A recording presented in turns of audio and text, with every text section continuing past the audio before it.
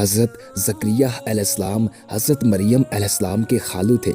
इनका कोई बेटा नहीं था। वो यरूशलेम में रहते थे। हज़रत मरियम अलैहिस्सलाम के वालिद का नाम हज़रत इमरान अलैहिस्सलाम था और हज़रत ज़करिया अलैहिस्सलाम उनके गहरे दोस्त भी थे।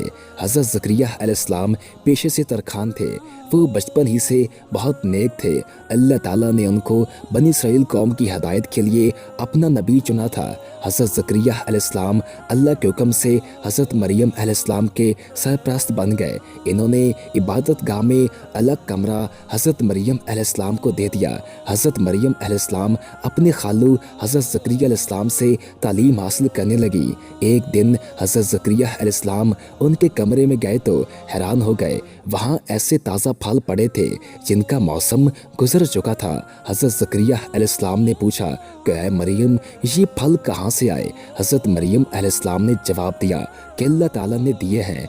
हज़रत ज़करिया अलैहिस्सलाम सोचा करते थे कि काश उनका कोई बेटा होता। उनका ख्याल था कि मैं और मेरी बीवी बहुत बूढ़े हो चुके हैं, अब शायद हमारे घर औलाद नहीं हो सकती। हज़रत मरियम अलैहिस्सलाम की बेमौसम फलों की बात सुनकर उन्हें ख्याल आया कि जो अल्लाह ताला बेमौसम फल दे सकते हैं वो तो सब कुछ कर सकते हैं। इन्होंने अल्लाह ताला से दुआ करते हुए कहा, ऐ अल्लाह ताला, आप तो मौसम गुजर जाने के बाद भी फल अता करने वाले हैं, मुझे भी बुढ़ापे में बेटा अता कर दें। फरिश्ते ने हज़रत ज़करिया अलैहिस्सलाम को खुशखबरी दी कि अल्लाह ताला ने आपकी दुआ कबूल कर ली है।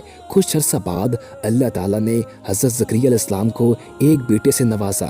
हज़रत ज़करिया अलैहिस्सलाम ने अपने बेटे का नाम याह्या अलैहिस्सलाम रखा। हज़रत याह्या अलैहिस्सलाम बहुत ही मेहरबान मिजाज वाले और हमदर्द दिल के मालिक थे। हज़रत ज़करिया अलैहिस्सलाम ने हज़रत याह्या अलैहिस्सलाम को खुद तालीम दी और इनको अल्लाह ताला के अहकाम समझाए। जब वो बड़े हुए तो अल्लाह ताला ने उनको भी अपना नबी चुन लिया।